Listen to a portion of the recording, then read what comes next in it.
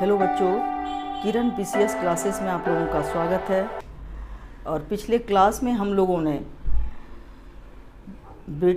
संवैधानिक विकास के कुछ एक्ट को देखे थे और आज 1858 का अधिनियम और 1861 का अधिनियम और 1892 के अधिनियम पर हम लोग चर्चा करेंगे आज के सेशन में।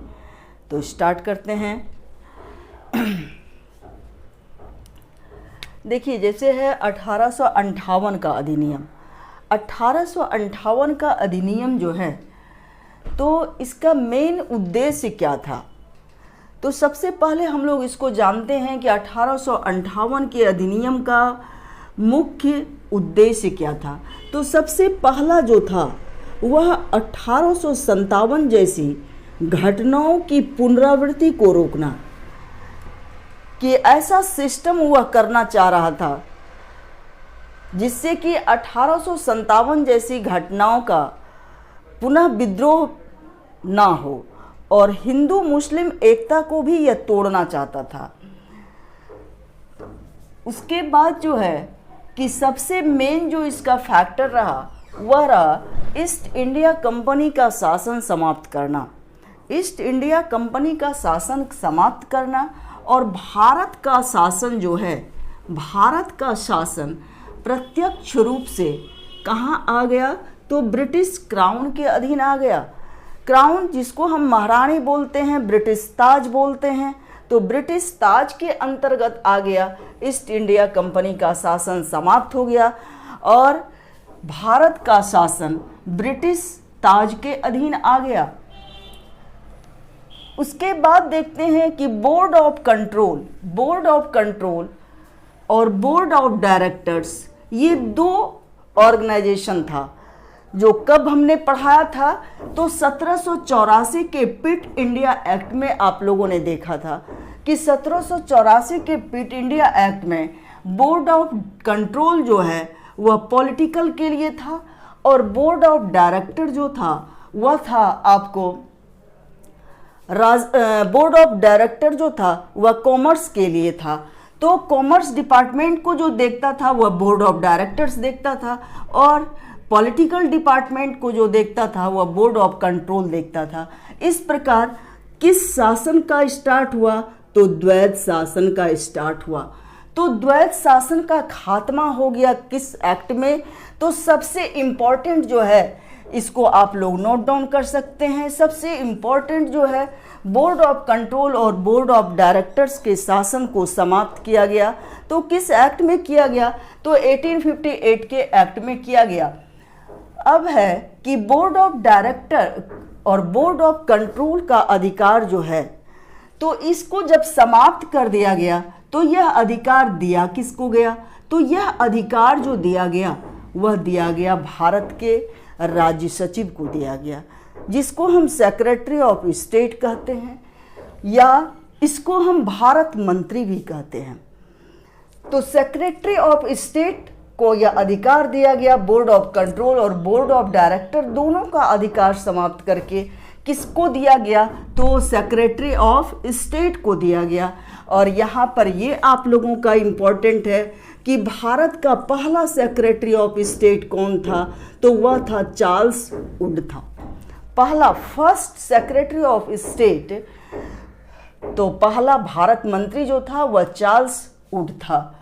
अब इसकी सहायता करने के लिए भारत मंत्री जो होते थे तो वह कहाँ का किसका मेंबर होता था? तो भारत मंत्री ब्रिटिश कैबिनेट का मेंबर होता था, ब्रिटिश मंत्रिमंडल का सदस्य होता था। और इसके कार्यों में सहायता देने के लिए क्या बनाया गया? तो उसमें एक भारत परिषद बनाया गया, जिसको हम इंडिया काउंसिल कहते हैं। क्या बनाया गया? तो भारत परिषद बनाया गया। और यह कितने मेंबर वाला परिषद था? तो 15 सदस्यों वाला परिषद था। इसमें 8 मेंबर जो अपॉइंट होते थे वह ब्रिटिश पार्लियामेंट के द्वारा होते थे और 7 मेंबर जो अपॉइंट करते थे वह कंपनी के डायरेक्टर द्वारा नियुक्त होते थे। गवर्नर जनरल का पदनाम जो है, गवर्नर जनरल जो 1773 के रेगुलेटिंग एक्ट में जो यह पद था गवर्नर जनरल, तो और भारत का जो लास्ट गवर्नर जनरल था उसका नाम था भारत का लास्ट लॉर्ड कैनिंग, और फर्स्ट गवर्नर जनरल जो थे वो लॉर्ड विलियम बेंटिक थे। तो first governor general Lord William Bentinck और last governor general Lord Canning. तो गवर्नर जनरल का पदनाम जो है वह क्या किया गया, तो वाइसराय कर दिया गया। इसको हम लोग जिसमें सर्किल लगाए हैं उस पर आप लोग ध्यान देंगे। अब है कि गवर्नर जनरल को किसका अधिकार दिया गया, तो गवर्नर जनरल या वाइसराय दोनों एक ही वर्ड है। तो गवर्नर जनरल को वीटो और कास्टिंग वोट का अधिकार दिया गया। इसको हम क्या कहते हैं, कास्टिंग वोट कहते हैं। वीटो का अधिकार दिया गया इसको गवर्नर जनरल को। और यानी कि जब किसी भी मत पर विरोध की स्थिति हो तो निर्णायक मत या मत बराबर होने की दशा में, या कोई वोट होता है किसी सब्जेक्ट पर, किसी एक्ट पर, और जब बराबर मत होता है तो उस पर वोट देने का, कास्टिंग वोट करने का या निर्णायक मत देने का अधिकार किसके पास आ गया, तो वाइसराय के पास आ गया।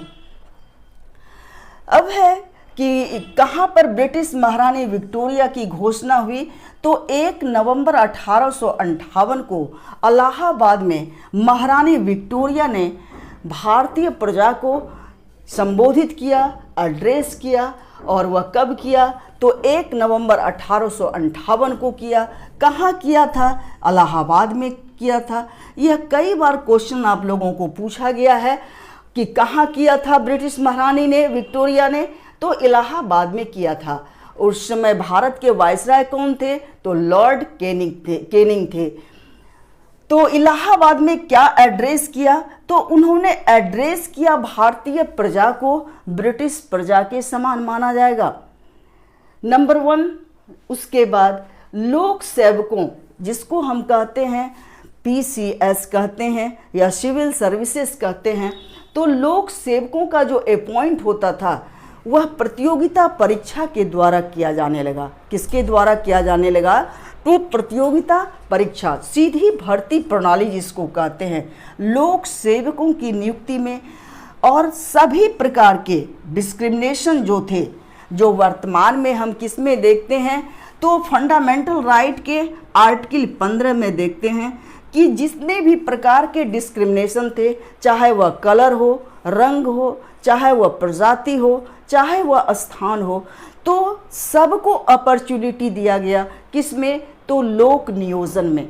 लोक नियोजन में सबको अपॉर्चुनिटी दिया किसने, तो महारानी विक्टोरिया ने।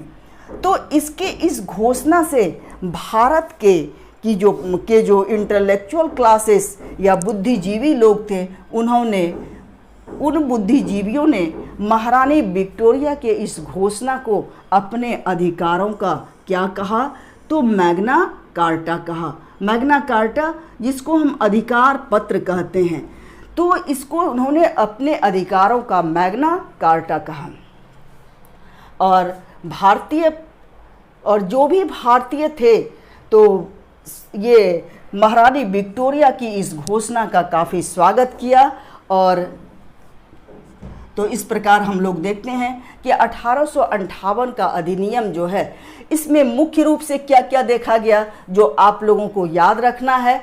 तो ईस्ट इंडिया कंपनी का शासन समाप्त और आया ब्रिटिश क्राउन के अधीन। Board of control, board of director को समाप्त किया गया और उसका अधिकार जो है सेक्रेटरी ऑफ स्टेट को दिया गया। गवर्नर जनरल का नाम वाइसराय किया गया। तो अंतिम गवर्नर जनरल कौन थे, लॉर्ड कैनिंग थे। और प्रथम वाइसराय, इसको याद रखना है, ये इम्पोर्टेंट है, यह कई बार आप पिछले एग्जाम में पूछा गया है, तो इसको आप लोग ध्यान देंगे। और वाइसराय को ब्रिटिश महारानी का, विक्टोरिया का क्या बनाया गया, तो प्रत्यक्ष प्रतिनिधि बनाया गया भारत के शासन में।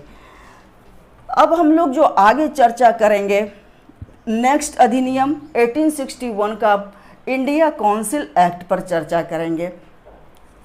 तो इंडियन काउंसिल एक्ट के द्वारा क्या किया गया तो इस एक्ट के द्वारा भारत परिषद, जो आपने देखा कि बोर्ड ऑफ कंट्रोल और बोर्ड ऑफ डायरेक्टर को समाप्त करके जो इंडिया काउंसिल 15 सदस्यों वाला बनाया गया था, 15 सदस्यों वाले भारत परिषद को क्या नाम दिया गया, तो इसको हम कहेंगे प्रोविंशियल लेजिस्लेटिव या लेजिस्लेटिव काउंसिल कहेंगे।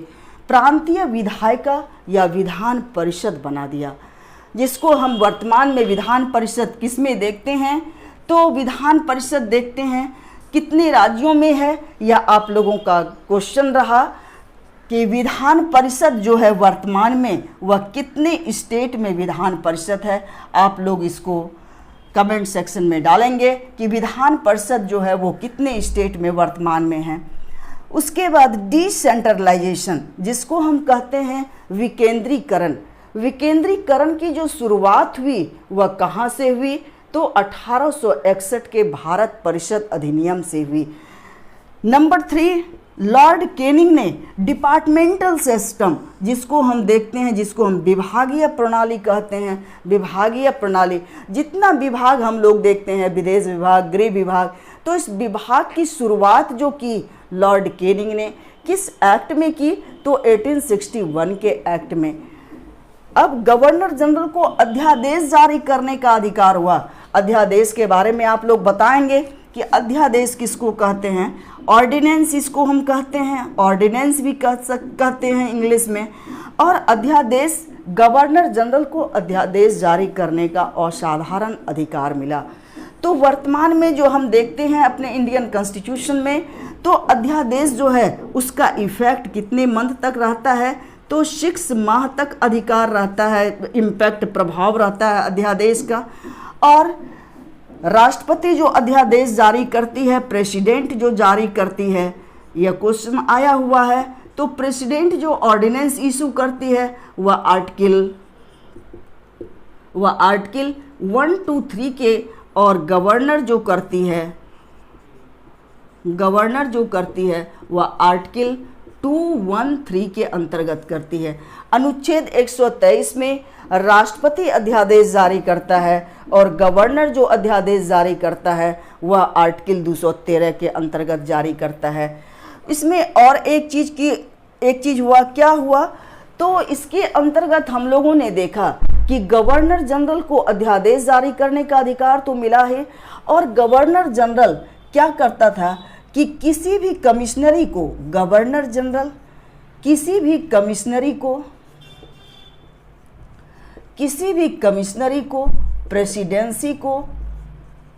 प्रेसिडेंसी को विभाजित करता था, विभाजित कर उसकी सीमा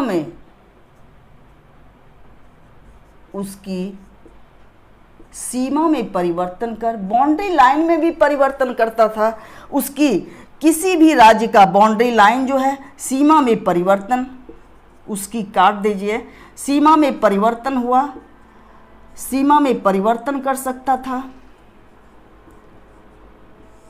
और नए राज्य का निर्माण कर सकता था, नए राज्य का निर्माण कर सकता था, जिसको हम किस आर्टिकल में वर्तमान में देखते हैं, तो हम इसको देखते हैं आर्टिकल 3 में देखते हैं, आर्टिकल 3-4 में देखते हैं कि यह जो है पार्लियामेंट जो है वह सीमा में परिवर्तन करती है, किसी भी स्टेट को विभाजित कर सकती है, उसके बाद और उसके बदले नए राज्य का निर्माण कर सकती है। इसको हम वर्तमान में आर्टिकल 3 में देखते हैं। तो इस प्रकार हम कह सकते हैं कि भारत में संवैधानिक रूपरेखा या पृष्ठभूमि जो है वह 1861 के अधिनियम से प्रारंभ हो चुका था। तो अगर आप लोगों को क्लास अच्छा लगा तो आप लोग सब्सक्राइब करना ना भूलें और शेयर करना ना भूलें। Thank you.